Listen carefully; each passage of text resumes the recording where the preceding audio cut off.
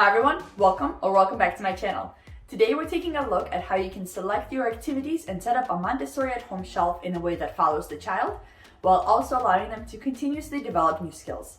This question has come up in my comments as well as a recent poll I had, so I figured we need to address this first before we look into any other Montessori activities. So we're going to take a look at what it means to follow the child, what approach we use for selecting age-appropriate and interest-appropriate activities, as well as go through some examples of the thought process I have when selecting activities for Stella's shelf. What do we mean when we say follow the child? We're following the child's natural interests and pace of development when selecting the materials that they're going to be working on. However, this does not mean that we're also not challenging them and guiding them towards other activities and materials that are going to help them further develop their skills. So to answer the question of do we only select activities that the child definitely knows and likes and is great at versus do we focus on problem areas, the answer will be both.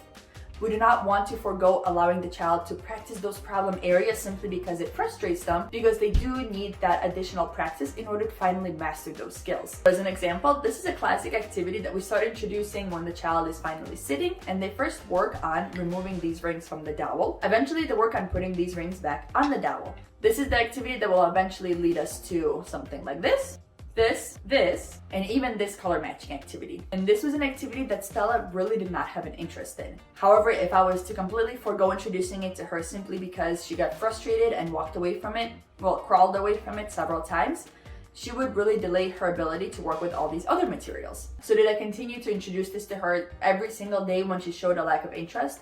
No. However, I did continuously rotate it into her rotation of toys and tried to invite her in different ways to make this an activity that she was interested in. I also made sure to supplement that toy rotation with other activities I knew she was very interested in and successful at. That way she wasn't only feeling the frustration from not being able to succeed at this toy, but she still had the chance time and time again to finally perfect that skill. So yes, you do want to present your child with activities you know they like and they're good at, but you also want to give them that opportunity to practice skills that they have not yet developed perfectly and that they need to continue mastering. So how do we actually go about selecting the activities that will be on our current toy rotation? I like to take a step back and first analyze what kind of developmental milestones and what kind of activities are appropriate not only for Stella's current age, but also for about a month prior as well as 2 months ahead. I found that for Stella specifically, this kind of 4-month span is really helpful in understanding what do we still need to make sure we master, as well as what cues am I looking for in the future to make sure I have the right materials on deck and I'm ready to present to her as soon as I see an interest. I look at a variety of resources from the AAP, as well as child development books, child play books, other Montessori professionals online, Montessori moms online, as well as the Montessori toddler, which has a wonderful list of Montessori activities as well as their age ranges in the back. After looking at all those resources, I can find the common themes of what milestones we're working on and what materials can support those milestones. I run through a list of what materials I actually have, what I may need to purchase, and what I may need to repurpose in order to present those activities. When looking at what materials to put on the shelf, there's essentially 2 routes to go. One is going to be the next logical progression of materials for that specific item that we're working on, and one is going to be a completely new material. The next logical progression for this material was this one. So once Stella showed that she has mastered this material, I introduced this one in the next toy rotation. And a completely new concept that I introduced was this material. Once she was very comfortable putting these discs on the dowels, this was no longer the main purpose of the activity. The color matching became the main purpose, and this was a completely new type of activity that I introduced to her. So now we know which milestones we're working on and which activities can help us support those milestones. I like to make sure that whatever I'm putting on the shelf is going to be a nice mix of sensory motor, language, math, and science activities. And that way we can follow the child's interest and see which one she gravitates towards and allow her to work with those, while also make sure to guide her and allow her to still explore the other activities as well. So when I'm doing a toy rotation, I make sure I'm gathering materials from those different areas that will supplement the milestones we're working on, while also keeping in mind which activities that Stella no longer have an interest in, which activities is she interested in but that specific material is now boring to her, as well as which skill does she continuously seem to be avoiding and what other material can I present to her to challenge that skill. I've talked about our journey with the posting activities on this channel before. For Stella, posting was something she was really not interested in until we found the one material that clicked. She wasn't interested in posting the pop-up toys. I have this variation of posting that she was also not very interested in. Until I presented to her those carrots in the box, she wasn't interested in any type of posting, although this is a very important skill for her to be working on. And in following the child, we're being respectful of when they are no longer interested in a certain material or how quickly or slowly they're working on progressing towards a certain skill. But that does not mean that we're going to completely forego any material that works on that skill if it is something that we know they should be working on in this age range. I do want to emphasize, if your child is getting very frustrated with a certain material and a certain skill, go ahead and take it away for a bit, rotate it out, allow them to rest from it, and then reintroduce either that material or a different activity that works that skill at a different time, or perhaps in a different way. So let's take a look at Stella's shelf and some of the activities that I'm going to switch out and how I'm going to approach that. Now, practical life is so big at this age that I had to create a separate shelf in our kitchen because there were just too many activities that were really appropriate for Stella's development and she was interested in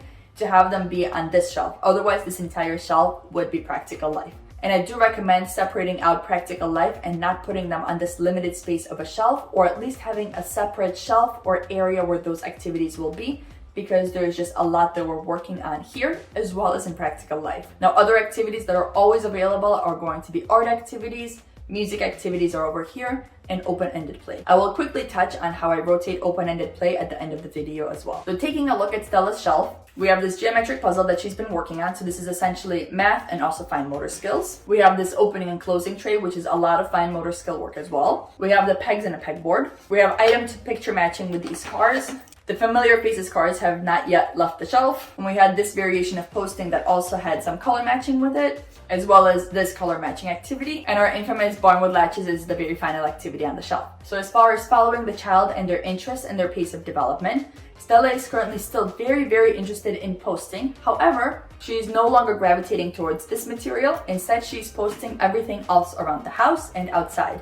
She has been picking up leaves and sticks and posting them into different parts throughout the playground. So I know she's still interested in posting, but not this specific material anymore. Now, I have this more challenging version of posting with these smaller foam shapes that also work inherently on a little bit of basic math as well as color matching, because we have 2 slots here, we have 5 slots here, 4 here, and so on. So all of these are different colors with different number of peg holes. So I'm going to present this one next because it is a more challenging version of posting. These are much more difficult to get into each other, and the foam is much softer, so she has to be a lot more careful with getting the pegs into the holes. But it is an activity that I know she's enjoying, and it's also getting at the skills that she's currently very interested in, such as, again, posting and color matching. Speaking of color matching, while Stella was really obsessed with this activity when she first figured out how to do it, she hasn't been reaching for it for the past 3 or 4 days. So I'm going to go ahead and rotate this out. Instead, I have these little birds with color matching trays that she can go ahead and sort this way. I may also eventually present either a spoon or some kind of scoop or even larger tweezers for her to try to pick up the birds with and make this a more challenging activity for her. And lastly, these cards with the matching cards, she's again no longer gravitating towards. Now, following the child, what I have noticed in my observation is that not only has she figured out how to match identical items to their picture, she has figured out the concept of matching similar items. I noticed this when she started taking her dad's picture and not only bringing it directly to him, but also bringing it to other pictures of her dad around the house. She's also started taking different animal figurines and bringing them to similar pictures or similar magnets around the house, meaning that it's time for me to make a basket of animal figurines and similar pictures that I find online for her to do similar item matching. I think this is a great example of following your child's interests and providing them with something that's going to be a bit more challenging and guiding them towards a more challenging version of an activity. As for the puzzle, I've shared in my previous video that Stella is still having a hard time with organic shaped puzzles, but she's also extremely tired of this one. She has not been reaching for it for a while. And I will go ahead and remove this puzzle and not put any other puzzle on the shelf right now. And instead of the puzzle, I'm going to present her with this bin with boxes and a basket of color matching pom-poms for her to go ahead and sort into the different bins.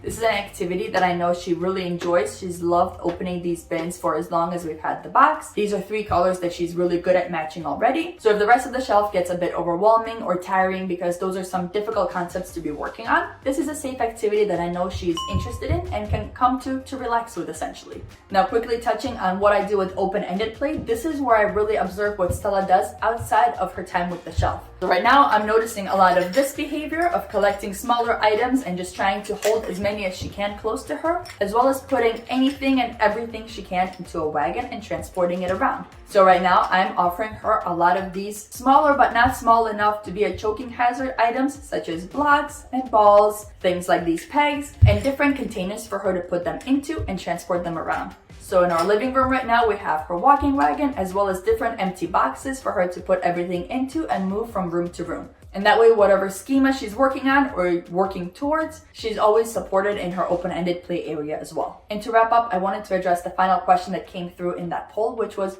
what happens if I don't get activities out fast enough and I miss that sensitive period? And I want to put your mind at ease that the sensitive period, while it does have a timeline, it is not quite so fast that you would miss it by not having an activity out in a week or so. They're also usually pretty obvious actions that your child is doing, and you will be able to pick up on it quite quickly. And more likely than not, you will have at least something in your house to start presenting to your child, even if you're waiting for a specific material to arrive in time. I know we're always working to try to give the best to our kids, but don't let this be something that is stressing you out so much that you get too overwhelmed to actually focus on enjoying your time with your child. So I hope this has provided you some guidance of how you can select activities to follow your child and also allow them to develop new skills. If you still have questions, definitely let me know in the comments so we can continue that conversation there, or maybe make a follow-up video. And until next time, I hope you stay safe.